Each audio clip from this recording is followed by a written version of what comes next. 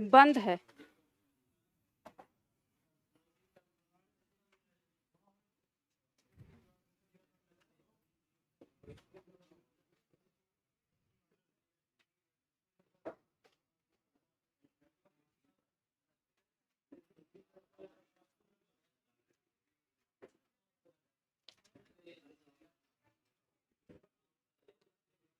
शांत शांत हो जाओ।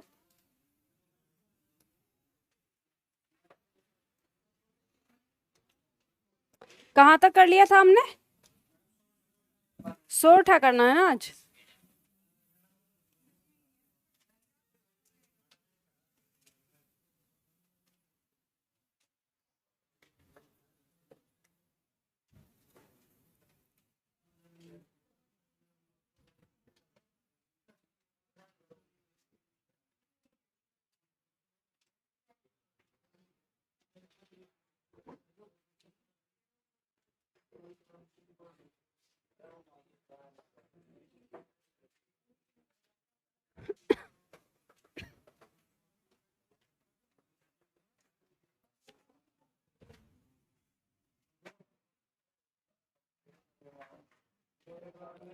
चलो देखो, लिखो, सोरठा की परिभाषा लिखो।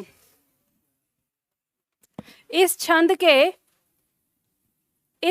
के सोरठा में लिखना है। इस छंद के प्रथम एवं तृतीय चरण में, इस छंद के प्रथम एवं तृतीय चरण में 11-11, इस छंद के प्रथम एवं तृतीय चरण में 11-11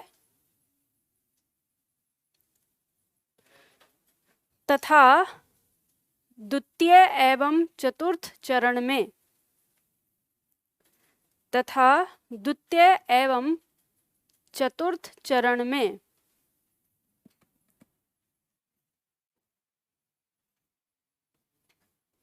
द्वितीय चतुर्थ, संस्कृत की गिनती है ये, प्रथम द्वितीय तृतीय चतुर्थ पंचम, ठीक है, इन्हें याद कर ही लो।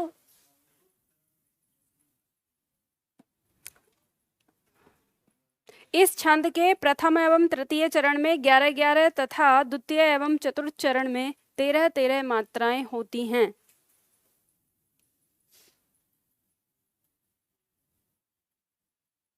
13-13 मात्राएं होती हैं। यह अर्ध सम्मात्रिक छंद है, पूर्ण विराम लगा के लिखना है। यह अर्ध सम्मात्रिक छंद है।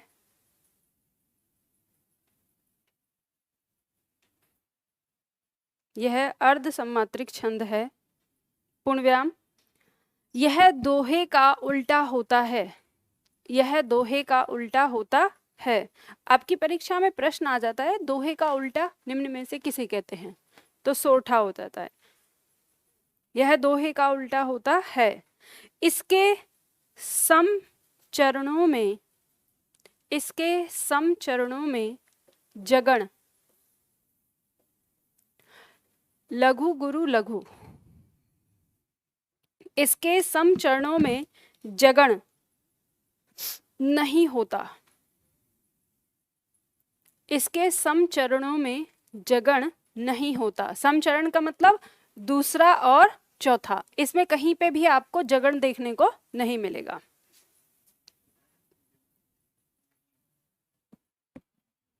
ठीक है, चलो आप लगाओ इसमें मात्राएं, पता ही है आपको।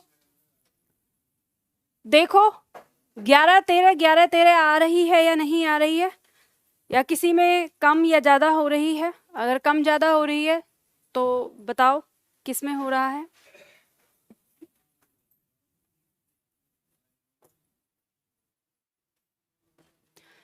जब आप छंद पढ़ते हो तो छंद पढ़ते हुए आपको ऐसा महसूस होता है कि आप रीजनिंग पढ़ रहे हो। ठीक है, हिंदी नहीं, रीजनिंग।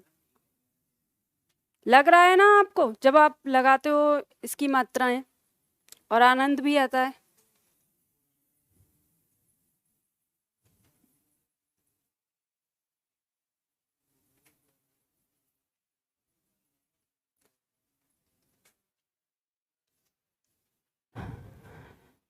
किसी शब्द में किसी को कोई दिक्कत?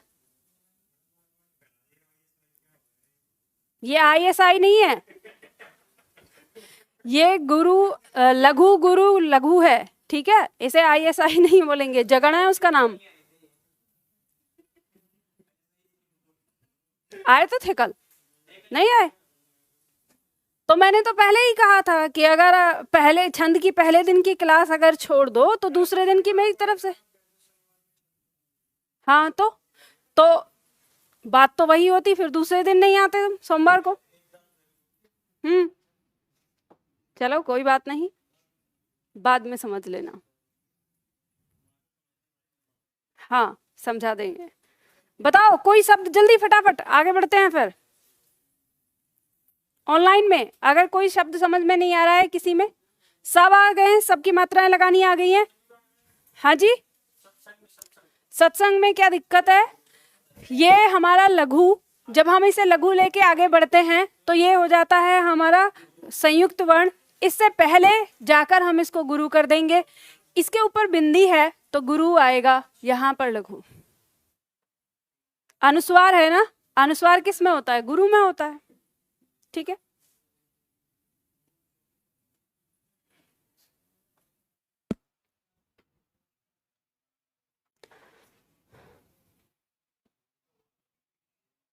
हो गया, आगे बढ़ूं?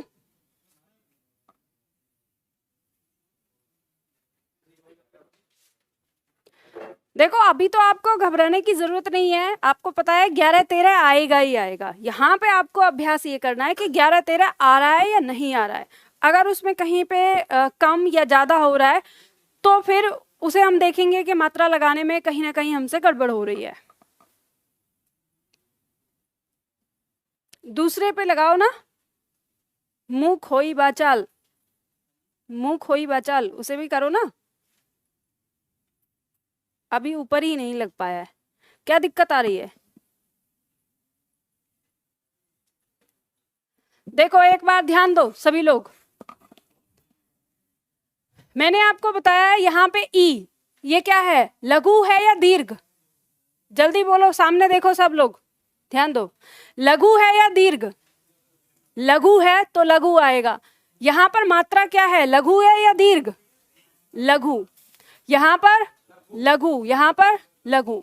यहाँ दीर्घ मात्रा है तो गुरु हो जाएगा। यहाँ लघु मात्रा तो लघु लघु आ जाएगा।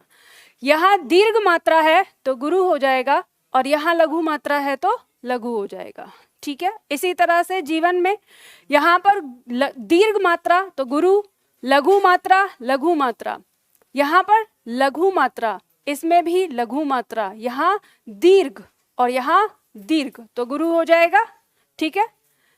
क्षणिक में देखेंगे यहाँ पर क्या है? लघु मात्रा है। आपको व्यंजन नहीं देखना, आपको देखना क्या है? स्वर देखना है, स्वर कौन सा है, ठीक है। मात्रिक छंद का मतलब है स्वर, स्वर की गिनती। यहाँ पर ये लघु है, ये लघु है, हो गया, आप काउंट कर सकते हैं। इसे देखेंगे, आपको पता है संयुक्त वर्ण है तो संयुक्त वर्ण से पहले वाला क्या हो जाएगा? गुरु हो जाएगा। म के ऊपर लघु मात्रा है तो लघु, लघु हो गया, लघु लघु, ये क्या हो गया? गुरु, गुरु और लघु, ठीक है। मानव, गुरु, लघु लघु, लघु छोटी मात्रा है, लघु हो जाएगा। सत्संग में हमने देखा यहाँ पे हमारा संयुक्त वर्ण है तो ये क्या हो जाएगा? गुरु हो जाएगा। ऊपर अनुस्वार है तो गुरु हो जाएगा, और ये लघु और लघु लघु, इस तरह से आ गया, ठीक है। मुंह खोई, गुरु आ जाएगा, ये लघु, यहाँ गुरु, अब मात्रा ये क्या है? लघु है, गुरु गुरु लघु, यहाँ पर गुरु लघु, लघु लघु लघु, लघु लघु लघु लघु, यहाँ पर भी लघु लघु, ठीक है। यहाँ पर गुरु लघु, इसमें अब आपको पता है मात्रा क्या है? लघु मात्रा है तो कोई टेंशन ही नहीं है, लघु आ जाएगा। यहाँ गुरु, यहाँ गुरु, यहाँ लघु और यहाँ गुरु। हल है, हल से पहले वाला गुरु होना चाहिए, पहले से ही है तो कुछ नहीं। यहाँ पर आपको पता है संयुक्त वर्ण को नहीं देखना, संयुक्त वर्ण से पहले वाले को दीर्घ करना है। तो ये संयुक्त वर्ण है लेकिन इसमें मात्रा क्या है, लघु है, तो लघु हो जाएगा। ये भी लघु हो जाएगा, ये भी लघु, लघु लघु लघु लघु लघु लघु लघु लघु लघु लघु। ठीक है, हो गया, समझ गए? चलो अब बात करते हैं रोला की। देखो रोला, आपने देखा है देहाती भाषा में रोला किसे कहते हैं? कहते हैं क्यों रोला मचा रहा है, शोर मचाने को, है ना।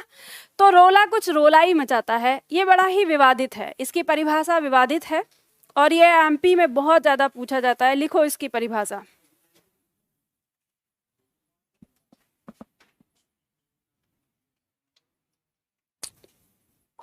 ऑनलाइन में एक छात्र कह रहे हैं कि मैम मात्राएं 11 होती हैं परंतु गुरु मात्रा में अंग और अह क्यों आते हैं? बेटा इसलिए आते हैं, आप ध्यान रखिए, आप स्वर से व्यंजन को मतलब स्वर और व्यंजन जो आपने पढ़े थे वर्णमाला, उससे आप छंद को यहाँ पर कंपेयर नहीं कर सकते। वहां से अगर कोई चीज आपको मदद करती है समझने में तो ये एक आपका एडवांस है। आपको ध्यान देना है, जब भी काव्य बनाया जाएगा उस काव्य में ऐसा हो सकता है कि अनुस्वार से बना शब्द आ जाए और विसर्ग से बना शब्द आ जाए। तो अगर ये आ जाएंगे तो फिर आप उसको किस में रखोगे? तो इसीलिए वो गुरु मात्रा में रखा जाता है, समझ गए? तो ये मत कहो कि 11 और स्वर की मात्राएं 11 होती हैं। अगर सही मायने में देखा जाए तो लोग सही से व्याख्या करते ही नहीं है वर्णमाला की। तो जब आप लोग वर्णमाला पढ़ोगे तो आपको और क्लियर होगा कि जो व्यंजन है वो व्यंजन मतलब जो आपके अनुस्वार और विसर्ग हैं वो व्यंजन में नहीं आते, वो स्वर में ही शामिल किए जाते हैं, इसीलिए ये दीर्घ में माना गया है। ठीक है, चलो अब आगे ज्यादा टेंशन मत लो, अभी हम इसको पढ़ने के बाद, साहित्य को पढ़ने के बाद फिर वर्णमाला पढ़ेंगे, तब समझ में आएगा। लिखो रोला की परिभाषा लिखो। इस छंद की प्रत्येक पंक्ति में 24 मात्राएं होती हैं। इस छंद की प्रत्येक पंक्ति में, इस छंद की प्रत्येक पंक्ति में 24 मात्राएं होती हैं। मैं क्या सोच रही हूं एक दिन कि आप लोगों की ना एक इमला बोलूं और इमला बोलने के बाद ना मैं आप लोगों का निरीक्षण करूं कि आप लोग हिंदी कितनी शुद्ध लिखते हैं। क्योंकि मुझे यहाँ से दिखती है, जहां तक मेरी नजर पहुंचती है वहां तक दिखती है कि हल्के फुल्के शब्दों पे ही आपकी कलम रुकती है और आप पड़ोसी के पास झांकते हैं। तो ये बहुत ज्यादा हम लोगों के लिए ना एक है कि उससे वही बात है ना, चाहे पड़ोसी को आता हो या ना आता हो, इसका मतलब ये है कि कहीं ना कहीं दिक्कत है। तो मैं सोच रही हूँ, देखती हूँ, मैं किसी दिन आपको लिखवा के देखती हूँ और फिर मैं ये सोचूंगी, डिसाइड करूंगी कि 1 से 2 दिन की क्लास आपकी मैं उस तरह उन जो पॉइंट आपको गलत होते हैं कैसे आप अपनी लेखनी को सुधारेंगे, इस चीज़ पे भी इसमें डालूंगी। क्योंकि अभी तक मैं जो आपको यहाँ पर जो कंबाइंड बैच हमारा होता है, इसमें हमारा जो फोकस होता है वो होता है परीक्षा पर। कई बार मुझे यूट्यूब पे छात्रों ने ये कमेंट करी है कि मैम आप यूट्यूब पे तो बहुत अच्छे से हिंदी पढ़ाती हैं लेकिन क्लास में आप उतने अच्छे से नहीं पढ़ाती। ये बात आप समझ ही नहीं पाते, मैं YouTube पे आपको क्या पढ़ाती हूँ और मैं क्लास में क्या पढ़ाती हूँ। अगर सही में देखा जाए मैं YouTube पर केवल और केवल ए आ के अलावा कुछ पढ़ाती ही नहीं हूँ। अगर देखा जाए मैं वहीं पे ही अटकी हुई हूँ, मैं वो पॉइंट बताती हूँ YouTube पर जो मैं यहाँ क्लास में नहीं बताती, वो YouTube पे बताती हूँ। अब आप कहेंगे कि मैम यहाँ क्लास में क्यों नहीं बताती, तो आप में से 90% ऐसे स्टूडेंट होंगे जो ये कहेंगे कि मैम हमको कोई मतलब नहीं है, हमारी वर्तनी खराब हो या कैसे भी हो, हमारा तो टिक मार्क का आएगा, हमें बस उतना करवा दो। आपका फोकस बताइए सच्चाई है कि नहीं? आपका फोकस इस बात पे नहीं है कि मेरी लेखनी सही हो जाए, आपका फोकस इस बात पे है कि मेरी परीक्षा में सारे क्वेश्चन सही हो जाएं। तो मैं क्या लेके चलूंगी? मैं तो वही लेके चलूंगी ना, आप जिस उद्देश्य से आए। तो ये कारण होता है। अब जो छात्र इस उद्देश्य से आते हैं कि हमारी लेखनी सही हो जाए, तो उन्हें ये वाली क्लास ऐसे लगती है कि जैसे यहाँ पे मैम सही से नहीं पढ़ा रही हैं। तो इसलिए मैं आप लोगों से कहती हूँ कि आप लोग मेरे यूट्यूब को भी फॉलो किया करो। मैं यूट्यूब पर वो सारी चीज़ें बताती हूँ जो मैं यहाँ क्लास में नहीं बताती, या क्लास में ये लगे कि ये तो हमारे सिलेबस में है ही नहीं, मैम हमारा टाइम वेस्ट करवा रही हैं, तो इस वजह से मैं यूट्यूब पे डाल देती हूँ उन चीज़ों को। प्रैक्टिस सेट हो रहा है, आपको ये पता नहीं है, मैं यूट्यूब पर करा रही हूँ। यहाँ क्या कराना है, वैसे भी प्रैक्टिस सेट में है क्या, 5 क्वेश्चन आने हैं उसमें व्याकरण से, और याद रखो वो 5 आपको जो दिए हुए हैं शब्दावली, उस शब्दावली से आने हैं, शब्दावली याद करिए। और उसके बाद जो 10 क्वेश्चन आएंगे गद्यांश के, गद्यांश तो अपठित गद्यांश है, उसका तो आपको प्रैक्टिस करनी होगी पुराने उनसे, और बाकी आपको देखना है। वैसे भी अगर जो आपके लिए मैंने गद्यांश दिया हुआ है, जो भी हम कराएंगे इसमें, उसमें से आया था, पिछली साल भी तो उसी में से आ गया था। एक सेकेंड,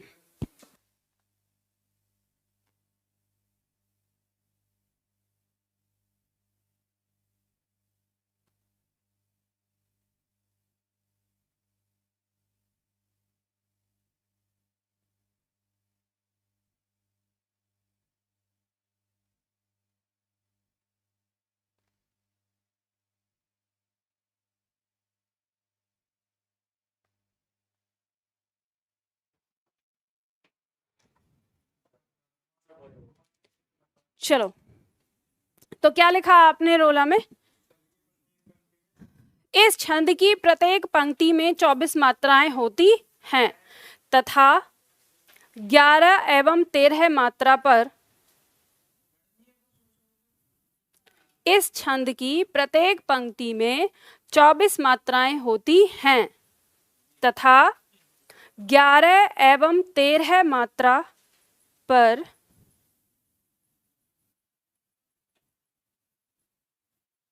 11 एवं 13 मात्रा पर यति ब्रैकेट में विराम,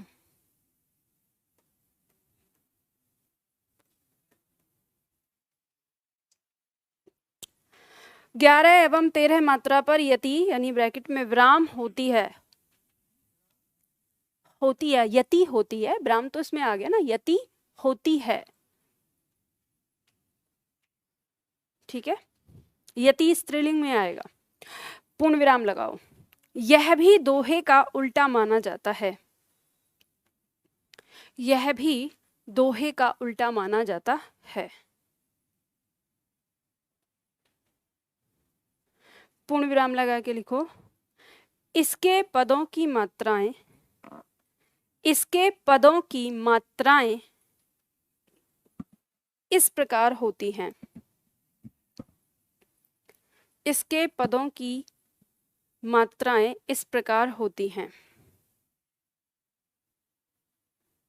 ऑनलाइन में एक छात्र पूछ रहा है, मैम आप अपने नोट्स कैसे तैयार करें। बेटा आप लोगों को नोट्स वाले ऑप्शन में ये सारे जो मैं यहाँ पे दिखाती हूँ ये सारा दिया हुआ है, ठीक है, उसमें सारे नोट्स दिए हुए हैं, आपको उनका प्रिंट आउट निकालना है, प्रिंट आउट निकाल के वैसे ही लिखना है जैसे ऑफलाइन वाले छात्र लिखते हैं, जहाँ पे स्थान दिया हुआ है वहाँ पे लिखना है, बाकी आपका नोट्स बन जाएगा।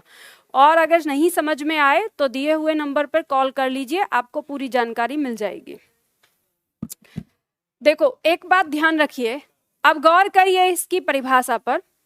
हमने क्या कहा है, पहली पंक्ति लिखी है कि छंद के, इस छंद की प्रत्येक पंक्ति में 24 मात्राएं होती हैं, ठीक है, इस चीज को 24 मात्राएं होती हैं, प्रत्येक पंक्ति में 24 मात्राएं होती हैं, इतना रेखांकित करिए।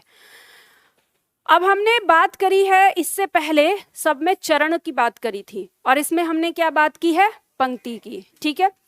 तो इस पॉइंट से हमें ध्यान रखना है कि जब 24 मात्राएं हुई हैं तो जैसे इसकी ये पंक्ति है इसमें दोनों चरण मिला के, और तब हमने 24 मात्रा यहाँ पे रखी है, ठीक है, इसकी परिभाषा के अनुसार। ये ऐसा छंद है जिसकी परिभाषा हर एक विद्वान ने अलग अलग दी है, अलग अलग इसकी परिभाषा को बताया गया है, तो इसमें बहुत ज्यादा विवाद रहता है। ये आपके यूपी में तो अभी तक नहीं पूछा गया, लेकिन एमपीएसआई की परीक्षा में ये बहुत बार आ जाता है। एमपीएसआई में पूछा गया है, उसमें प्रश्न आया था कि रोला अर्ध सम्मात्रिक होगा या सम्मात्रिक होगा या विषम मात्रिक होगा। तो आप बताइए परिभाषा को देखकर अगर आप देखेंगे तो आपको कैसे समझ में आएगा। ध्यान देना, अगर हम ऐसे देखेंगे तो हमें अर्ध सम्मात्रिक लगेगा, क्योंकि इसने ये कहा है कि 11 और 13 पर क्या होती है, यति होती है। अब 11 पर आ गई और फिर 13 पर आ गई, तो यानी वही हमारा सोरठा जैसा हो गया। अब सवाल उठता है कि सोरठा से ये कैसे अलग होगा, तो ये सोरठा से कैसे अलग होगा, तो उसे भी मैं अभी बताऊंगी। जो हमने लिखा है ना, इसकी मात्राओं का क्रम ये होता है, तो यानी जो रोला लिखता है उसे वो मात्राओं का क्रम थोड़ा अलग तरीके से रखता है। कैसे रखता है वो मैं बताती हूँ अभी। तो परीक्षा में क्या दोहा, मैंने दोहा कहाँ लिखवाया है, मैंने तो दोहे का उल्टा लिखवाया है ना।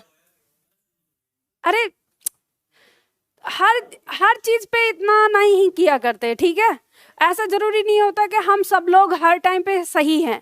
एक बात ये जान लो कि किसी का भी मजाक उड़ाने से पहले ना, जो लोग मजाक उड़ाते हैं कि ऐसे बोल रहा है, ऐसे कर रहा है, ऐसे कह रहा है, अपने गिरेबान में झांक लेना चाहिए। क्या आप पूरी तरह से 100% सही हैं? आप में गलती नहीं है, आप में कोई एरर नहीं है।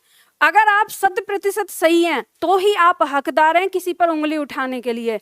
नहीं तो ध्यान रखिए, जब आप किसी की तरफ ऐसे उंगली उठाते हैं ना, ये 3 उंगलियां आपको इशारा करती हैं कि तेरे अंदर तो 3 गलतियां हैं, ठीक है, तो उसके अंदर तो एक है। तो इसलिए ये बात ध्यान दीजिए। आप छात्र हो, छात्र में आप तरीके से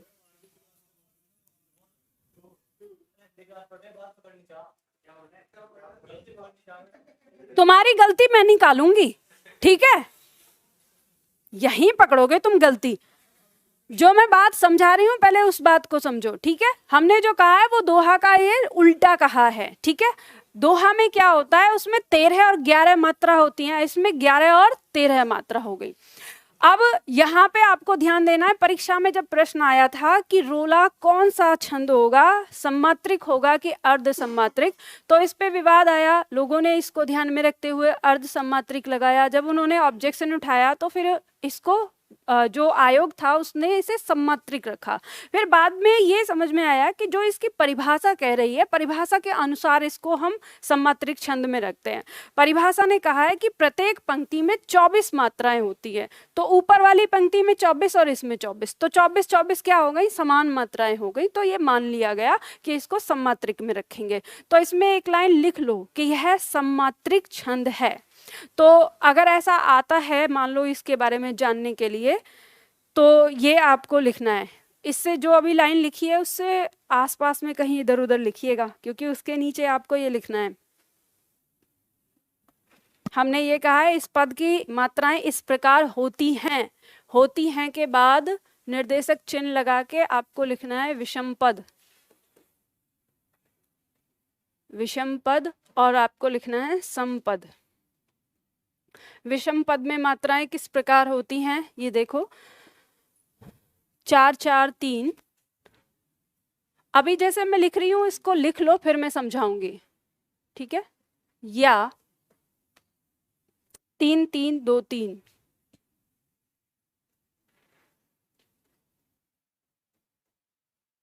और समपद में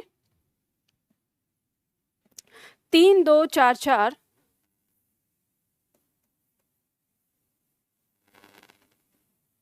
या 3 2 3 3 2।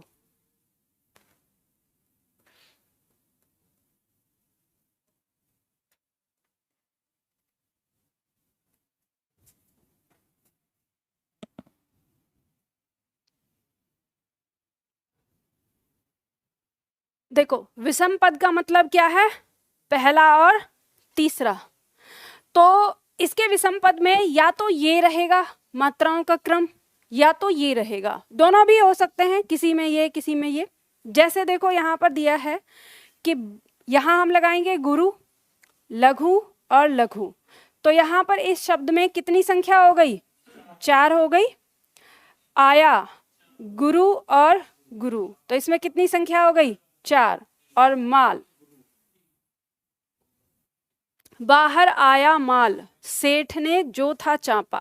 अब यहाँ पे हम लिखेंगे ये हो गया गुरु, लघु, गुरु, गुरु, गुरु, यहाँ गुरु और गुरु। तो ये कितनी संख्या है इसमें, 3। इसमें कितनी संख्या, 2। इसमें कितनी संख्या, 4 और इसमें कितनी संख्या 4।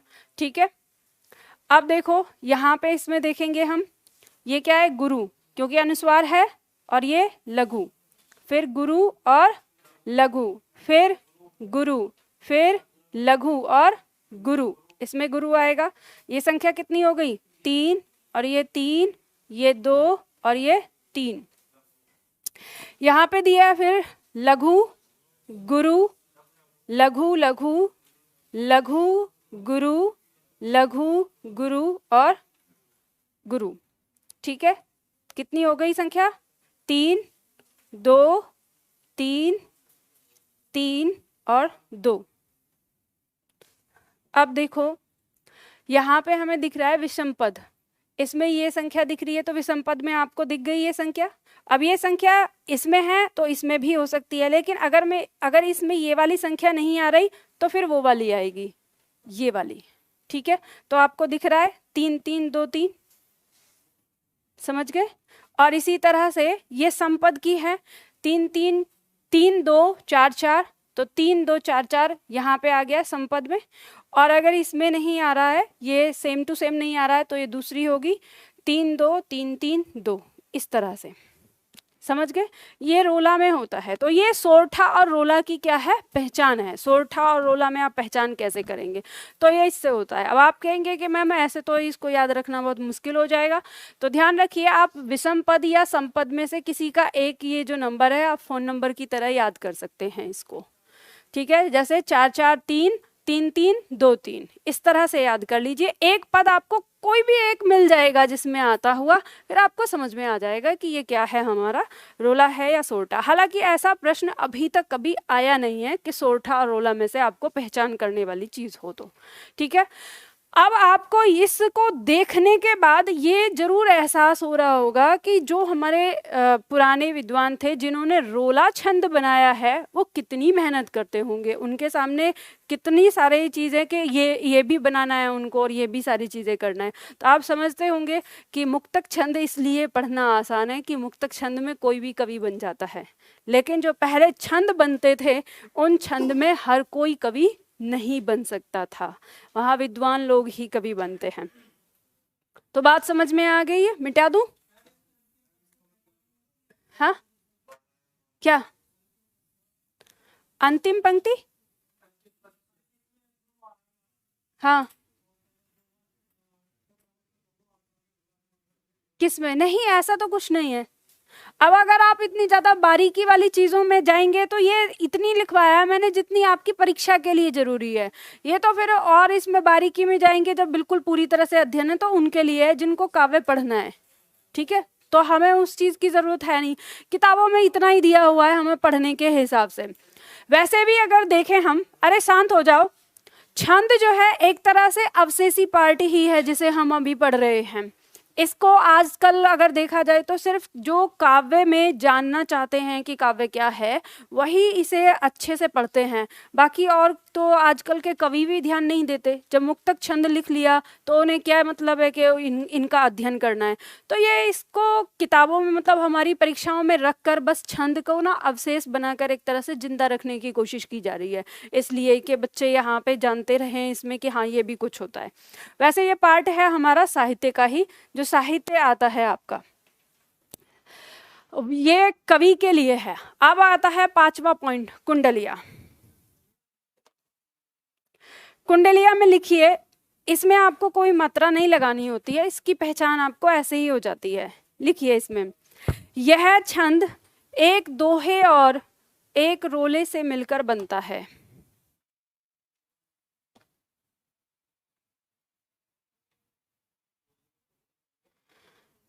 यह छंद एक दोहे और एक रोले से मिलकर बनता है।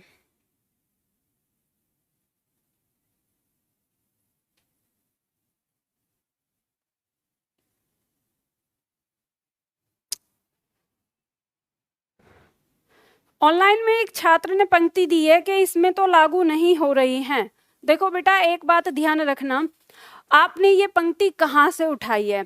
एग्जैक्ट जो कवि ने लिखा है, जो कवि ने प्रिंट किया है, जो कवि के द्वारा प्रिंट करवाया गया, अगर आपने वहाँ से उठाई है और तब इसमें लागू नहीं हो रहा है, तब तो बात मुद्दा है। लेकिन अगर आपने इनको ऐसी आम किताबों से उठाया है तो आप इसके लिए नहीं कह सकते कि कवि ने इसमें क्या लिखा है, क्योंकि हुआ भी ऐसा ही है कि जब किताबें छपती हैं, जैसे मान लो नीलांबर ही लिख रहे हैं, तो नीलांबर को लिखने में कवि ने किस तरह से उसका प्रयोग किया है और उसी चीज को एज इट इज लिखा गया है किताब में यहाँ पर या नहीं, इसके लिए हम कुछ नहीं कह सकते। अगर आपकी किसी पंक्ति के अंदर किसी ने कहा है कि इसके अंदर दोहा है, अगर कवि ने ये बोला है कि इसके अंदर दोहा है, और आप जब उसमें मात्राएं लगा रहे हैं और उस मात्रा में आपको ऐसा लग रहा है कि कम या ज्यादा हो रही हैं मात्राएं, तो वो कहीं ना कहीं टाइपिंग में मिस्टेक है, इस वजह से वो कम या ज्यादा हो रही हैं। क्योंकि कवि ने अगर उसे दोहा कह के आपके सामने पेश किया है तो कवि ने उसको पूरी तरह से उसमें फिट किया होगा, समझ गए।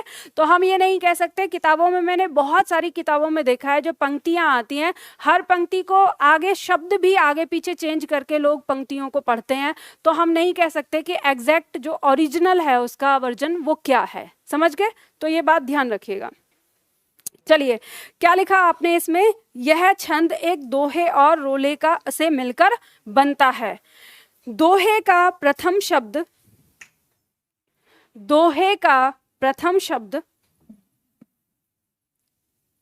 इस छंद का अंतिम शब्द होता है।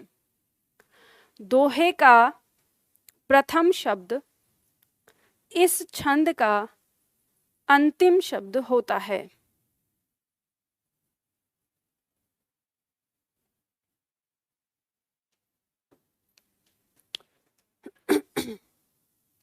दोहे का प्रथम शब्द इस छंद का अंतिम शब्द होता है। पूर्ण विराम लगा के लिखिए। इसकी दूसरी पंक्ति का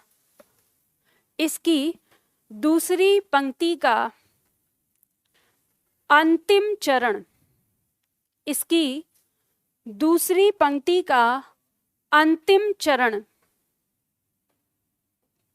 इसकी दूसरी पंक्ति का अंतिम चरण तीसरी पंक्ति का प्रथम चरण होता है।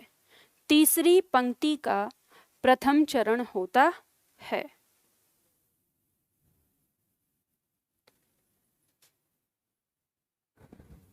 प्रथम चरण होता है।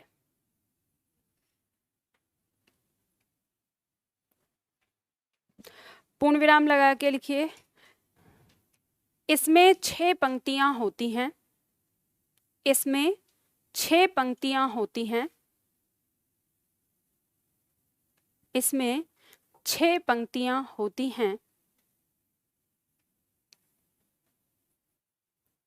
यह एक विषम मात्रिक छंद है।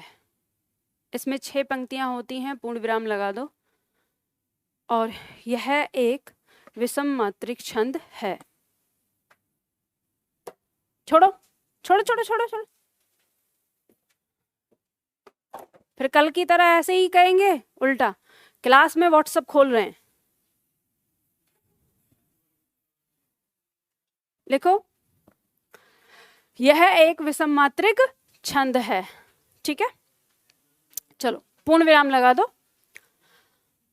अब देखो यहां पर उदाहरण दिया है हमारा, रत्नाकर सबके लिए होता एक समान। हमने परिभाषा में क्या पढ़ा है कि जो इसका पहला शब्द होता है वही इसका अंतिम शब्द होता है। तो देखते हैं, रत्नाकर सबके लिए होता एक समान, बुद्धिमान मोती चुने सीप चुने नादान। दूसरी पंक्ति का अंतिम पद सीप चुने नादान तीसरी पंक्ति का प्रथम चरण होता है। सीप चुने नादान अज्ञ मूंगे पर मरता, जिसकी जैसी चाह इकट्ठा वैसा करता। ठकुरेला कविराय सभी खुश इच्छित पाकर, है मनुष्य के भेद एक सा है रत्नाकर। रत्नाकर से शुरू होता है और रत्नाकर पर समाप्त हो जाता है। ठीक है, तो यहाँ पर ऐसे भी कहा जाता है कि ये रत्नाकर से लेके यहाँ रत्नाकर ऐसे जुड़ा है और इससे जुड़ा है। तो ये क्या है, एक सांप की तरह कुंडली मार के बैठा हुआ है, तो इसलिए भी इसका नाम कुंडलिया कहा गया, ऐसा कुछ लोग बोलते हैं। ठीक है। तो यहाँ पे ये जैसे ही आप देखेंगे आपको समझ में आ जाएगा। पहले तो 6 पंक्तियां आपको दिखेंगी, उसके बाद जिस शब्द से शुरुआत हो रही है उसी शब्द से अंत होगा, और दूसरी पंक्ति का अंतिम चरण तीसरी पंक्ति का प्रथम चरण होता है। ठीक है, अब चलो ये तो हमें पता चल गया कि इसमें हमारा कुंडलीय छंद है। अब मुझे ये बताइए, ये जो पंक्ति है, इन पंक्ति में अलंकार अगर आपसे पूछा जाए तो कौन सा अलंकार होगा, इसका भाव बताना है। ये पंक्तियां देखो, अभी आप अपठित गद्यांश पढ़ेंगे और अपठित पद्यांश भी पढ़ेंगे, तो आप में से बहुत सारे लोग सब्जेक्टिव एग्जाम की तैयारी कर रहे हैं, इस तरह की पंक्ति आ जाती हैं। अगर इस पंक्ति की व्याख्या लिखने के लिए आ जाए तो इसकी व्याख्या कैसे करेंगे, क्या ये पंक्ति आपको क्या संदेश देती है, आप में से कोई बताएगा?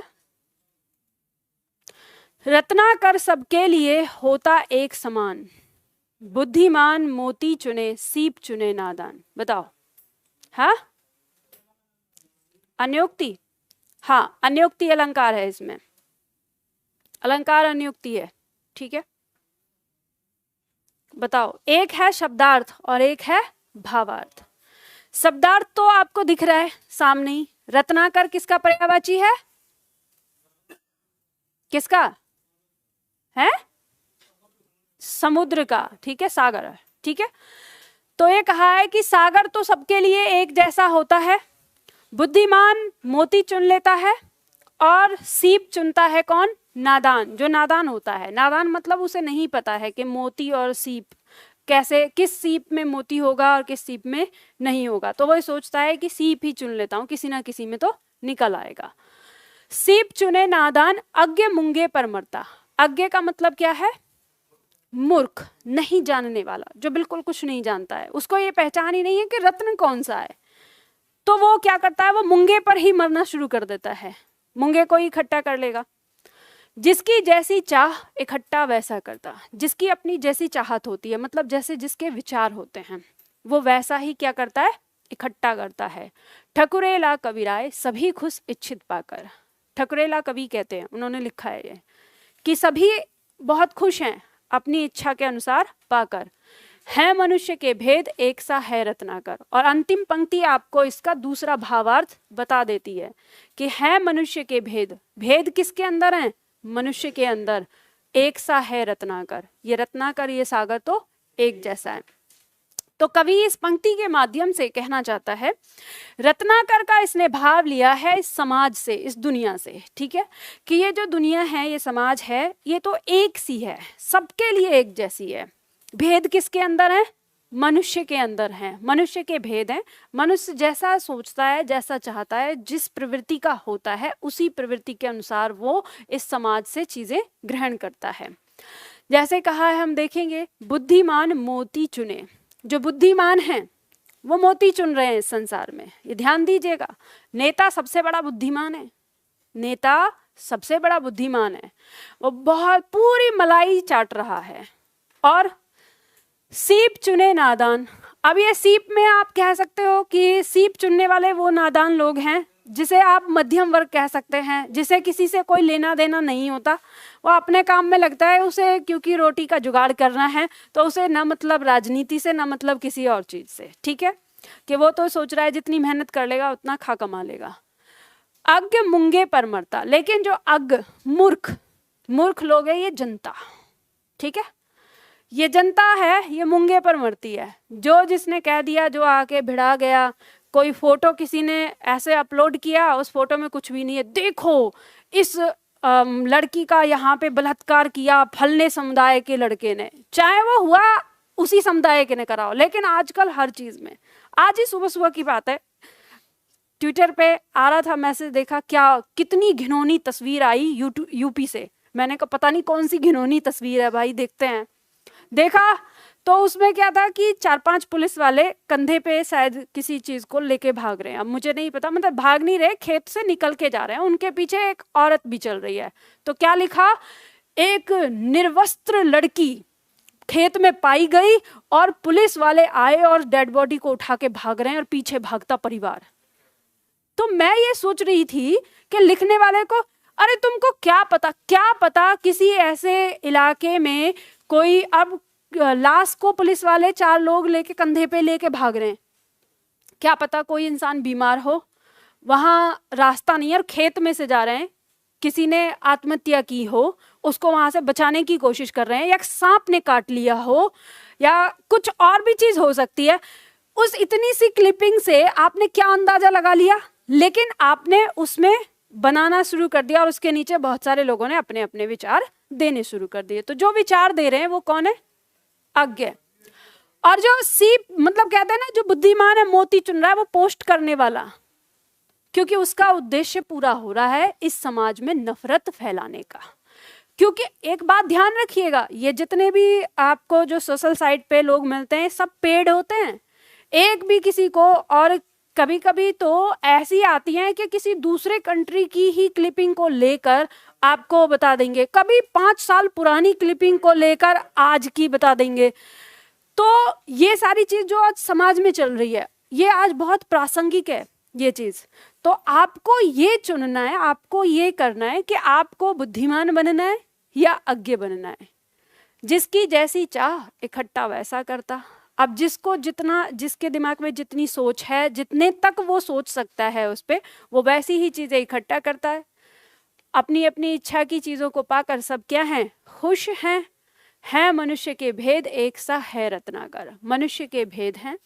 मनुष्य, अब देखो, जैसे मान लो किसी एक गांव से, बहुत पिछड़ा हुआ गांव है, उस किसी एक गांव से एक व्यक्ति निकलता है और बहुत महान बन जाता है, बड़ा हो जाता है। क्या उस गांव के और लोगों के लिए वो परिस्थितियां नहीं हैं? वो भी तो वैसे ही निकला है, मेहनत मजदूरी करके। तो वो कौन है? वो बुद्धिमान है। उसने क्या किया है? अपने आसपास की चीजों को देखा, समझा कि भाई मैं क्या काम करूं जिससे मैं बड़ा हो जाऊं, मेरे पास कुछ पैसा आ जाए, दौलत आ जाए, या मैं सक्सेस हो जाऊं। तो उसने उसी चीज पर फोकस किया। लेकिन कुछ लोग होते हैं, उनको तो ये करने में ही आनंद आ रहा है, तो वो क्या है? वही है, अज्ञ ही है। ठीक है, तो कहने का मतलब ये है इस पंक्ति का कि ये आपको सोचना है। अब आप विद्यार्थी हो, आपका दिमाग काम करना चाहिए कि क्या चीज सही है और क्या गलत। दूसरी पंक्ति आती है, पॉकेट में पीड़ा भरी कौन सुने फरियाद, ये महंगाई देखकर वे दिन आते याद। वे दिन आते याद, जेब में पैसा रखकर सौदा लाते थे बाजार से थैला भरकर। फिर पलटा मारा युग ने मुद्रा की क्रेडिट में, थैले में है पैसे और सौदा है पॉकेट में। तो पॉकेट में से शुरू होती है कहानी और पॉकेट में ही खत्म हो जाती है। तो ये जो पंक्तियां लिखी गई हैं, ये उस दौर की हैं, 70 के दशक के आसपास की होंगी, लेकिन ये आज भी प्रासंगिक हैं और ये आगे भी प्रासंगिक रहेंगे। हमें लगता है, अगर जैसे आप किसी पुराने बुजुर्ग को देखेंगे, वो कभी किसी रिक्शा या ऑटो में जाता है तो वो अक्सर बहस कर देता है, यहाँ तक के 10 रुपए। उन्हें लगता है अरे हमारे जमाने में तो 1 रुपया 2 रुपया चलता था, तो वो आज 1-2 रुपये में ही है। अब हम देख रहे हैं हमारे जमाने में 10 या 20 रुपए लग रहे हैं उतनी दूरी के, लेकिन जो हमारे बच्चे आएंगे, हमारे बच्चों के जमाने में 100 रुपया हो जाएगा। तो हम तो 10 रुपए से ही आगे चलेंगे, तो वही चीज होती है कि हमें वही दिखेगी। तो ये पंक्तियां हमेशा क्या रहेंगी? प्रासंगिक रहेंगी। चलो, तो ये है हमारा कुंडलिया, ये आपको समझ में आ गया। अब इसके बाद ध्यान दो, जो यूपी की परीक्षाएं हैं, यूपी की परीक्षाओं में कुंडलिया तक ही आपसे पूछा जाता है, यहीं तक, अभी तक के जो आते हैं। ठीक है, यहां तक ही आपके आते हैं यूपी की परीक्षाओं में। अब हिलो मत, अभी कुछ नहीं, अभी गण भी पढ़ना है, ये ध्यान रखिए। हाँ, अब जब हम बात करेंगे अब एमपीएसआई की और अध्यापक वाली परीक्षाओं की, तो एमपीएसआई और अध्यापक वाली परीक्षाओं में जो आते हैं, जैसे हरि गीतिका, गीतिका, बरवे, वीर, छंद, ठीक है, श्रृंगार, ये आगे मैंने दिए हैं। अब ध्यान देना, मैं बता देती हूँ यहाँ पर। जैसे हरि गीत का है, मैंने सबको लिखा है, अब तो आपको मात्राएं लगानी आ गई। जैसे पंक्ति लिखिए, यह एक सम्मात्रिक छंद है। ठीक है, इसके प्रत्येक चरण में 28 मात्राएं होती हैं। अंत में एक लघु गुरु होता है। लघु गुरु मतलब जैसे ये लघु और ये गुरु, ये चीज कहा है कि अंत में होता है। अब जैसे यहाँ पे पंक्ति दी हुई है, संसार की समर स्थली में धीरता धारण करो। ठीक है, तो ये मात्रा लगा के आपको दे दी गई है। लास्ट में क्या आ रहा है, लघु गुरु आ रहा है। इसकी संख्या काउंट करेंगे हम तो 28 हो जाएगी। इसी तरह से जैसे गीतिका दिया हुआ है, यह एक सम्मात्रिक छंद है। इसके प्रत्येक चरण में 26 मात्राएं होती हैं, 14 एवं 12 मात्रा पर यति होती है, मतलब कॉमा लगेगा। ठीक है, वही अंत में लघु गुरु आवश्यक है। अंत में क्या आएगा, लघु गुरु आएगा, जिस तरह से यहाँ पे दिया है। अब जैसे ये नहीं शब्द दिया हुआ है तो ध्यान देना इस पर, जो ये एक तो है ही दीर्घ और अनुस्वार भी आया है, तो हमें इससे मतलब नहीं है। दीर्घ एक मात्रा आ गई तो दूसरी दीर्घी होगी। ठीक है, दूसरा दोसा ऐसा नहीं कि डबल मात्राएं लगा दें। आप कभी सोचे मैम इसमें तो 2 दीर्घ आ रही हैं तो डबल लगा दें क्या, नहीं, एक ही लगेगी। ठीक है, इसी तरह से 12वें में दिया है, यह एक अर्ध सम्मात्रिक छंद है। इसके विषम चरण में 12 और सम चरण में 7 मात्राएं होती हैं। प्रत्येक चरण के अंत में यति होती है। सम चरण के अंत में जगण या तगण होने से बरवे की मिठास बढ़ जाती है। अब ऐसा जरूरी नहीं है, अगर नहीं भी होगा तो ऐसा नहीं कि बरवे नहीं होगा। ये कहा गया है कि अगर जगण या तगण डाला जाए तो उसकी मिठास बढ़ जाती है, तो ऐसा नहीं है कि ये कंपलसरी है। ठीक है, ऐसे ही मात्रा लगी है। वीर छंद में यह एक सम्मात्रिक छंद है। इसके प्रत्येक चरण में 16 और 15 मात्राएं होती हैं। अंत में एक गुरु और लघु होता है। ठीक है, तो पहले गुरु और फिर लघु। अब इससे पहले देख रहे थे उसमें क्या था, लघु और गुरु था, तो ये सारी चीजें होती हैं। अब जिनको जिस तरीके की परीक्षा है उसी तरीके से अपना सिलेबस भी एक बार देख लीजिएगा। मैं आपसे ये कहूँगी सब अपनी अपनी परीक्षाओं का सिलेबस देख लेना। जैसे राजस्थान एसआई में तो ये आता ही नहीं है, उसमें तो रस छंद अलंकार कुछ ही नहीं आता। ठीक है, लेकिन जैसे एमपी की परीक्षा है 70 नंबर के प्रश्न आते हैं, बहुत ज़्यादा टफ लेवल कर देते हैं। उसमें लगभग 50 प्रश्न तो आपके ठीक है एवरेज रहेंगे आपके व्याकरण से, लेकिन बाद के जो 20 क्वेश्चन होते हैं वो इस साहित्य से आते हैं और बहुत ज़्यादा टफ लेवल का हो जाता है। तो इसलिए ध्यान देना है कि आपकी परीक्षा में जो सिलेबस में जो दिया हुआ है उन सारे पॉइंट को यहाँ पे याद करना है। ठीक है, इसी क्रम में अब ये नीचे तक आपके दिए हैं, इन सबको पढ़ लेना। आप में से जो छात्र अगर ज्ञान से कौतुक की वजह से अगर पढ़ना चाहते हैं तो पढ़ सकते हैं, ऐसा नहीं है। अब वर्णिक छंद की बात करते हैं। वर्णिक छंद कैसे देखा जाता है ये मैं यहाँ पे आपको बता देती हूँ कि वर्णिक छंद अगर आपको देखना हो तो इसे हम कैसे काउंट करेंगे। मात्रा हमने देख ली, मात्रा लगाने का। वर्णिक छंद में मात्रा लगाने का हमें कोई ऐसा चक्कर नहीं है कि मात्रा लगाएं हम। ठीक है, जब जरूरत होगी, जब गण हमसे पूछा जाए तभी हम मात्रा लगाते हैं, अन्यथा ऐसे ही गिनती हो जाती है इसकी। जैसे शवैया या मालती वर्णिक छंद में आता है। इसकी परिभाषा हम देखते हैं, यह एक समवर्णिक छंद है, मतलब इसकी प्रत्येक पंक्ति में क्या होंगे, समान वर्ण होंगे। तो इसके प्रत्येक चरण में 22 अक्षरों से लेकर 26 अक्षर तक होते हैं। शब्द को देखिएगा, अक्षर, अक्षर कब बनता है, जब किसी व्यंजन के साथ स्वर मिल जाता है। ठीक है, ये ध्यान दीजिए। मैं जब आपको पढ़ाती हूँ, जैसे आप में से जिन छात्रों ने वर्णमाला पढ़ी है, जब मैंने आपको अक्षर की परिभाषा बताई थी, अक्षर की परिभाषा पे इतना ज़्यादा विवाद रहता है, पर मैंने यही चीज़ देखी है कि जैसे मैं आप लोगों को पढ़ाती हूँ तो वर्णमाला मैंने शुरू करी, वर्णमाला से लेके अब जैसे मैं छंद तक आई तो मेरे सामने बहुत सारे शब्द आते रहते हैं। मुझे भी पहले नहीं समझ में आता था कि ये जो अक्षर है, अक्षर और वर्ण, इनमें क्या अंतर होता है। जो परिभाषा दी हुई है, एकदम ऐसे परिभाषा दी है, वो परिभाषा सही ढंग से व्याख्या नहीं करती है।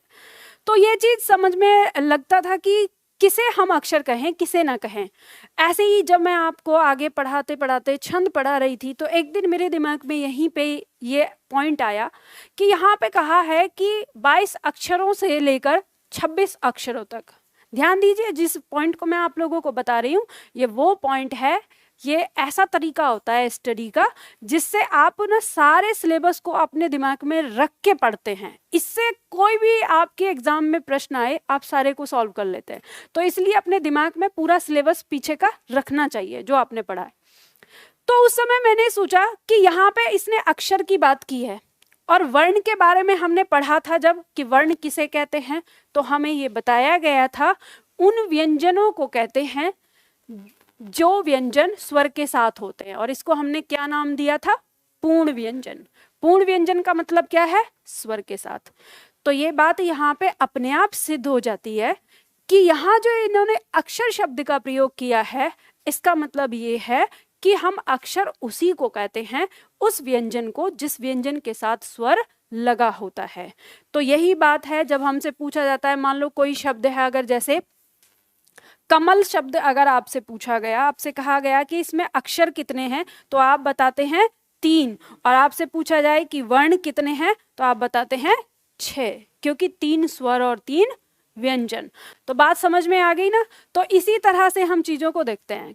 ठीक है, अब आपको यहाँ पे बात समझनी है। मैंने आपको बताया था कि वर्णिक छंद में हम उस वर्ण की गिनती करते हैं जिस वर्ण के साथ स्वर आया होगा, और जिसके साथ स्वर नहीं आया होगा हम उसे गिनती नहीं करते। और इसमें एक वर्ण एक ही गिनती में गिना जाता है। जैसे हम देखें, यहाँ पर दिया है या, इसमें कितना वर्ण है, मतलब कितना अक्षर है? एक अक्षर है, तो ये हो गया 1, ये हो गया 2, ये 3, ये 4।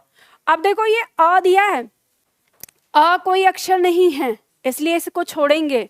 यहां तक कितने हो गए? 4, 5, 6, 7, 8, 9, 10, 11, 12, 13, 14, 15, 16, 17, 18, 19, 20, 21, 22। ठीक है, तो 22 अक्षरों से लेके 26 तक कोई भी संख्या हो सकती है। तो इस तरह से हमें यहाँ पे पता चलता है, ध्यान देना है इसी बात को। ठीक है, चलो इसी तरह से आप किसी भी वर्ण को गिन सकते हैं। जैसे मान लो अगर ये सिद्धि शब्द दिया हुआ है, तो इस सिद्धि शब्द में कितने वर्ण हैं? 2 हैं। ठीक है, एक तो ये आ गया। आपको ऐसे याद रख लेना है, आप ऐसे भी याद रख सकते हैं कि जितनी मात्राएं हैं, ठीक है, मात्राओं का वास्तविक रूप छोड़ देना, मतलब स्वरों का, जितनी मात्राएं आ रही हैं उतने ही क्या हो जाएंगे? वर्ण हो जाएंगे। तो इस तरह से ये वर्णिक छंद है, जिसको पढ़ना हो पढ़ लेना। अगला आता है मुक्तक छंद। लिखो इसकी परिभाषा। मुक्तक छंद पूछ लिया जाता है आपकी परीक्षा में।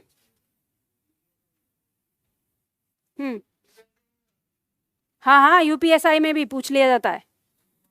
यह छंद न तो वर्णिक है न ही मात्रिक। यह छंद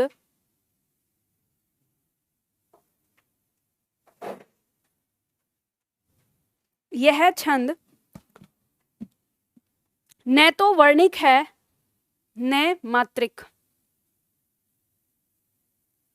यह छंद न तो वर्णिक है न ही मात्रिक, क्योंकि इसमें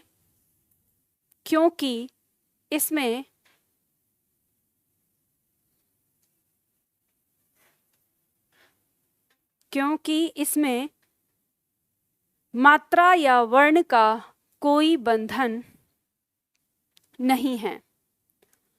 क्योंकि इसमें मात्रा या वर्ण का कोई बंधन नहीं है। क्योंकि इसमें मात्रा या वर्ण का कोई बंधन नहीं है। यह छंद के बंधन से मुक्त होने के कारण, यह छंद के बंधन से मुक्त होने के कारण मुक्तक छंद कहलाता है। यह छंद के बंधन से मुक्त होने के कारण मुक्तक छंद कहलाता है। पूर्ण विराम लगा के लिखिए। आजकल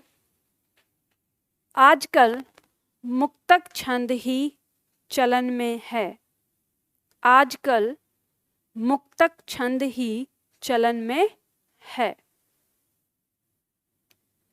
आजकल मुक्तक छंद ही चलन में है। देखो, मुक्तक छंद की कुछ कविताओं का उदाहरण जैसे देखेंगे हम। ये कविता अज्ञेय जी की लिखी हुई है। देखो ध्यान दीजिए, जब आधुनिक काल में प्रगतिवाद और प्रयोगवाद का समय चल रहा था, उस समय इस तरह की कविताओं का प्रयोग हुआ। ठीक है, तो जैसे अब हम जब कविता की बात करते हैं तो ध्यान रखिए कि साहित्य में कुछ साहित्य के नियम होते हैं। जब आप कोई साहित्य लिखते हैं तो उसमें पहला नियम ये होता है कि जब भी आप साहित्य लिख रहे हैं तो उस लेखन से कुछ ना कुछ सीख निकलनी चाहिए जो इस समाज को कुछ सिखाए। सबसे पहला ये एक गुण होता है। तो ऐसे ही कविता में होता है कि कविता अपने कविता होने की कसौटी पे तभी होती है कि उसमें रस हो, उसमें अलंकार हो, उसमें छंद हो या ना हो, चलो मुक्तक छंद हो गया, पर उसमें और भी ये चीज़ होता है कि एक गुण उसका ये होता है जो कि सबसे विशेष होता है कि वो पाठक को कोई ना कोई शिक्षा जरूर दे। तो यहाँ पे आता है कि अब जैसे ये पंक्ति दी, अब पंक्ति क्या कह रही है? सांप तुम सभ्य तो हुए नहीं, नगर में बसना भी तुम्हें नहीं आया, एक बात पूछूं उत्तर दोगे, तब कैसे सीखा डसना विष कहाँ से पाया। अब अगर आप इस पंक्ति को देखेंगे तो आप पाएंगे कि ऐसा लग रहा है जैसे एक वाक्य लेकर बस उसके टुकड़े टुकड़े करके ऊपर से नीचे तक पिरो दिया गया है, और ये कोई कविता में इसमें कहीं आपको लय नहीं समझ में आ रहा कि आप इसको कैसे गाएंगे, इसमें कोई तुकबंदी नहीं समझ में आ रही, क्योंकि कविता का एक गुण जो होता है वो क्या होता है? तुकबंदी होता है। लेकिन फिर भी ये कविता मानी गई। तो क्यों मानी गई? क्योंकि इसमें जो सबसे ज्यादा जो एक गुण पे जो फोकस किया गया है वो ये कि यह संसार को एक सबक देती है। एक तरह से बहुत बड़ा कटाक्ष है मानवता के ऊपर। जो मनुष्य हैं, जिस तरह का आज जीवन हो गया है, सब स्वार्थी हो गए हैं उस मनुष्य के लिए कि मनुष्य आखिर जानवर से मनुष्य कैसे बना। तो उस चीज को यहाँ पे ये कहती है कविता कि सांप तुम सभ्य तो हुए नहीं। अब देखो कवि ने किस तरह से कटाक्ष किया है कि अरे सांप तुम सभ्य तो हुए नहीं। उसने कहीं पे भी, अब ये बताओ इस पंक्ति में कहीं पे भी मनुष्य का नाम लिया है? लेकिन उसने इशारे में सारी बात कही है। अपने आप को सभ्य कहने वाला बंदा कौन है? मनुष्य। तो इसने कहा कि अरे सांप तुम सभ्य तो कभी हुए नहीं, मतलब तुमने सभ्य होने की कोई ट्रेनिंग तो ली नहीं। फिर नगर में बसना भी तुम्हें नहीं आया, जंगल से निकलकर बाहर नगर में कौन रह रहा है? मनुष्य। और तुम नगर में भी नहीं रह रहे, मतलब तुमने नगर भी नहीं बसाया। तब एक बात पूछूं उत्तर दोगे, तब कैसे सीखा डसना विष कहाँ से पाया? ये तुमने डसना कहाँ से सीख लिया भाई, और ये विष कहाँ से ले लिया? यानी कहने का मतलब क्या है, कवि ने इस तरह से पलट दिया कि जो गुण किसका है? सांप का, उसी गुण को किसको बता दिया? मानव का, मनुष्य का बना दिया। तो अब यहाँ पे ये बात हो गई, यानी कहने का मतलब है कि जो इस तरह की प्रवृत्ति वाले जो मनुष्य हैं उन्हें शर्म आएगी अपने आप पर कि यानी यहाँ सांप के लिए ही ऐसे बोल दिया। यहाँ दिख रहा है कि सांप कितना इनोसेंट सा है, और बताओ मनुष्य के संपर्क में आकर उसने वो कैसा हो गया? खूंखार हो गया। ठीक है, तो इसमें अगर हम अलंकार की बात करें इस पंक्ति के अंदर तो कौन सा अलंकार होगा? अनियुक्ति होगा, क्योंकि इसमें क्या है? पीछे भाव दे रहा है। ठीक है, भावार्थ। तो यहाँ पे हमारे जो छंद है वो समाप्त हो जाते हैं। अब एक पॉइंट बचा हुआ है हमारा, क्या? गण। गण क्या होता है? क्योंकि हमने बहुत बार देखा जगण, तगण, मगण, भगण, ये सारे गण हैं। तो ये गण होते क्या हैं, इनको हम कैसे समझें और कैसे आप जानोगे, तो उसी को हम जानते हैं यहाँ पर। हाँ जी, पढ़ा था, आता है इसे पेपर में। यहाँ पे किस तरह से आता है ध्यान देना, शांत रहो। देखो मैंने अक्सर जो टीजीटी पीजीटी वाली परीक्षाएं हैं उनमें इसको देखा है कि वो कोई भी एक शब्द लिखेगा और शब्द लिख के कहेगा कि इसमें गण कौन सा है ये बताइए। कोई भी शब्द दे देगा, जैसे मान लो तुम्हारी, अगर यही दे दिया तो कहेगा तुम्हारी में गण कौन सा है। तो आपको खोजना होगा, कैसे खोजेंगे? तो देखो ध्यान दो, जब हम गण की बात करते हैं तो गण की परिभाषा कहती है कि गण का अर्थ है समूह। देखो आपस में बात मत करो, अब ध्यान दो यहाँ पे, ये थोड़ा सा एक बार फोकस करके समझ लो फिर याद हो जाएगा। गण का अर्थ है समूह। यह समूह 3 वर्णों का होता है। ठीक है, 3 वर्ण इसके अंदर होते हैं। गण में 3 ही वर्ण होते हैं, ज्यादा और कम नहीं, इस बात का हमेशा ध्यान रखना। ठीक है, इसकी परिभाषा कहती है लघु गुरु के नियत क्रम से 3 वर्णों के समूह को क्या कहते हैं? गण कहते हैं। अब देखो आप लोग अपना रीजनिंग लगा के एक बात ये देख सकते हो कि जैसे एक हमारे पास क्या है? लघु है, और एक गुरु है। इस दो चीज को, यानी इन दो चीजों को हमें 3-3 के जोड़े में रखना है, 3-3 का पेयर बनाना है, मतलब यहाँ पर और यहाँ पर। तो इनको हम कितने प्रकार अलग अलग से रख सकते हैं, मतलब कितने अलग प्रकार से रख सकते हैं हम? आप पढ़ते होंगे ना रीजनिंग में, 2 वस्तुएं हैं, 3 वस्तुएं हैं, तो इनको कितनी बार अलग अलग के जोड़े बनाए तो कैसे रखेंगे? तो जो संख्या आती है टोटल वो कितनी आती है? 8। यानी हम 8 बार इनको अलग अलग तरीके से लिख सकते हैं। तो इसीलिए जो गण की संख्या है वो कितनी हो गई? 8। और कौन कौन से गण हो गए? यगण, मगण, तगण, रगण, जगण, भगण, नगण, सगण। ठीक है, अब ये आ गए। अब इन सब की अपनी अपनी कुछ मात्राएं, कुछ चिन्ह हैं। तो उसके लिए यहाँ पर दिया हुआ है, जैसे यहाँ पर ये दिया हुआ है कि यगण, आगे दिया यगण का उदाहरण यमाता। अब ये क्या है इसे बाद में बताऊंगी।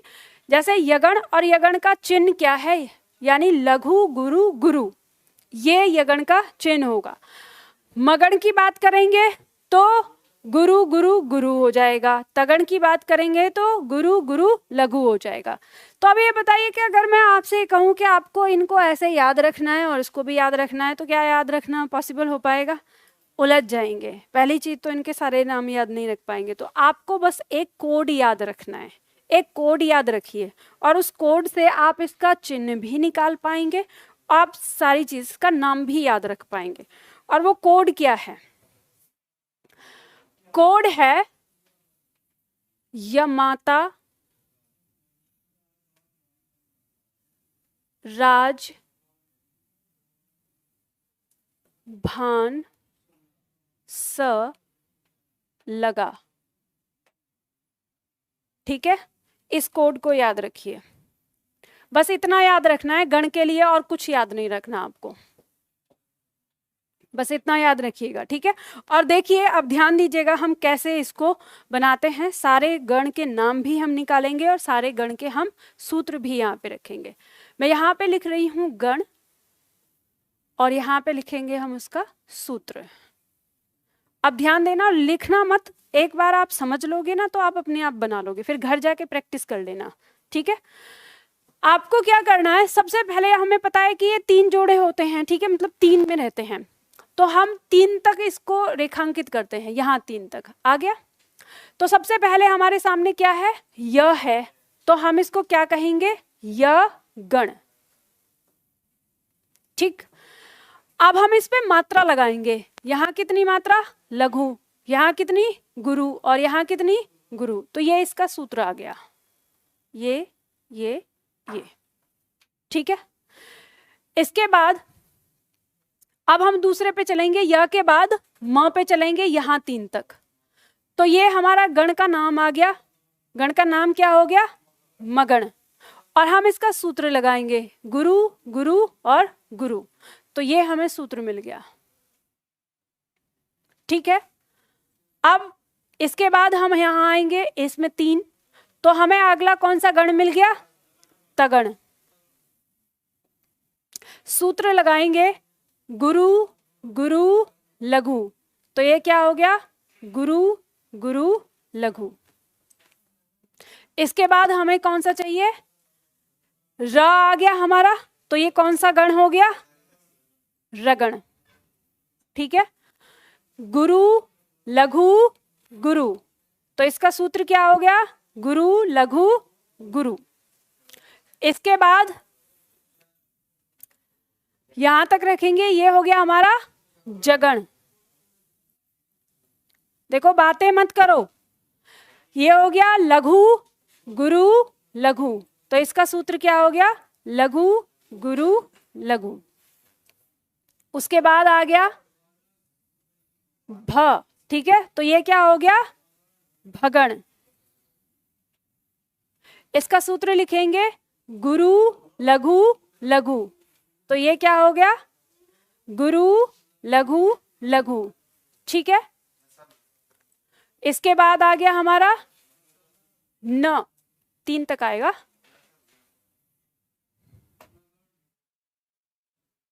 ठीक है, तो ये हमारा आ गया नगण।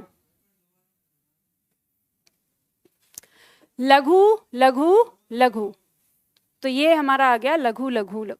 ठीक है, इसके बाद आ गया हमारा 3 आ गया, तो अब ये अंतिम हो गया। ठीक है, ये हो गया हमारा सगण। औरतों की तरह बतलाते हैं, औरतों की तरह चुगली, पता नहीं जने कैसे मेरे कानों तक पड़ती है, मुझे समझ में नहीं आता है। यहां ध्यान नहीं दे रहे, देखो ध्यान दो। तो अब ये क्या हो गया हमारा लघु लघु और गुरु। तो इस तरह से आ गया, आप आसानी से आप इसको पहचान लेंगे। तो आप देखो जैसे ये आ गए, ये यगण का सूत्र हो गया, ये मगण का हो गया, ये तगण का, रगण का, इस तरह से आ गया आपको। अब मान लीजिए आपकी परीक्षा में ऐसे दे दिया, अगर शब्द दिया तुम्हारी और आपसे कहा गया कि आपको बताना है कि इसका गण कौन सा है इसमें। ठीक है, तो अब आप ये कहेंगे कि मैम इतनी देर करेंगे तो बहुत लंबा टाइम लगेगा। तो आपको क्या करना है कि बस ये सूत्र याद रखना है। ठीक है, ये सूत्र याद रख के आपको इसके नीचे इसकी मात्राएं लगा देनी है। ये हो गया लघु, ये हो गया गुरु, ये हो गया गुरु, ये हो गया गुरु, ये लघु, ये गुरु, लघु लघु लघु और ये गुरु। बस इतना आपको लगाना है और उसके बाद इसकी मात्रा लगा देनी है। इससे पहले है क्योंकि ये संयुक्त वर्ण से पहले, तो यहाँ क्या हो जाएगा गुरु, और यहाँ हो जाएगा गुरु, और यहाँ हो जाएगा गुरु। ये वाला जोड़ा आपको इनमें जहां दिख रहा हो, जैसे ये दिखा है यहाँ, तो जो पहला है आप देख लेना कि ये क्या है, मगण। आपको इतना ही पता चल जाएगा। ठीक है, अब जैसे मान लो कोई और शब्द आप लेते हैं, जैसे शब्द आ गया संयम। अगर ये आ गया तो क्या करना है आपको, ये है गुरु, लघु और लघु। तो आपको देखना है ये जोड़ा कहाँ है। तो जैसे हम इसको हटाएंगे, आपको देखना है कि गुरु और लघु लघु कहाँ है। तो यहाँ देखेंगे तो गुरु और लघु लघु ये मिल रहा है, तो ये हमें पता चल गया है कि ये क्या है, हमारा भगण है। बात समझ में आ गई। कभी ऐसा भी कोई शब्द हो सकता है कि जिसमें गण भी हो और उसमें फिर आगे कुछ और भी आ रहा हो वर्ण। जैसे मान लो कोई ऐसा शब्द बताओ जो बड़ा हो सकता है जिसमें गण से ज्यादा हो। जैसे मान लो घनश्याम लिखते हैं, देखते हैं होता है कि नहीं। जैसे मान लो घनश्याम है, ठीक है, तो इसकी मात्रा लगाएंगे तो ये हो गया हमारा लघु लघु। लेकिन यहाँ पे हमारा क्या है, संयुक्त वर्ण है, तो ये क्या हो जाएगा गुरु। फिर यहाँ पे गुरु और ये हो गया लघु। तो अब यहाँ पे 3 जोड़े नहीं है, क्या हो गए 4 आ गए। तो हम पहला जोड़ा इसमें देखेंगे। ठीक है, तो अब इसको देखेंगे कि ये जो 3 है ये हमारा ऐसा कहाँ है कि लघु और गुरु गुरु। तो देखेंगे तो यहाँ आ रहा है हमारा लघु और गुरु गुरु। तो ये क्या हो गया हमारा यगण। तो ध्यान रखना ये लिखा क्या होगा, यगण लघु, क्योंकि ये बचा है। ठीक है, ये इस तरह से लिखा होगा कि यगण और लघु। अब मान लो ऐसा कुछ हो जाए कि इसके बाद एक और लिखा हो, ये 2 ही आ गए हों, तो फिर ये क्या होगा लघु गुरु, इतना लिखा होगा। अरे अगर दूसरा हो जाएगा, मान लो कि ऐसे आ गया, तो फिर तो आपको पता ही है कि ये 3 जोड़े हो गए। 3 जोड़े होते ही अगला गण आप देखेंगे कि कहाँ पे लिखा हुआ है, ये आपको जगण। तो क्या हो जाएगा यगण और जगण, इस तरह से आ जाएगा। समझ में आ गई बात। अब बताओ कि इसमें कहीं ऐसा हो कि जो ना समझ में आया हो। पहले देख रहे थे तो टफ लग रहा था, लेकिन है क्या, कुछ नहीं है। हाथी के दांत हैं या नहीं, चलो खाने के कुछ और दिखाने के कुछ और। तो ये बात समझ में आ गई ना आपको। चलो तो यहाँ आपके छंद समाप्त हो गए। छंद से संबंधित जो प्रश्न दिए हैं उनका अभ्यास करिएगा। अगली जो हमारी क्लास होगी कल, ठीक है, छुट्टी वुट्टी नहीं है कोई भी, ये बात ध्यान रखिएगा। कल क्लास होगी और हमारा दशहरा यही है कि हम अपनी पढ़ाई करने के लिए आ रहे हैं। कल हम पढ़ेंगे हिंदी साहित्य की विधाएं। ठीक है, इसके बाद अगला पॉइंट है हमारा हिंदी साहित्य की विधाएं, और उसका काल भी शुरू हो सकता है, जैसा टाइम रहेगा उसके अनुसार।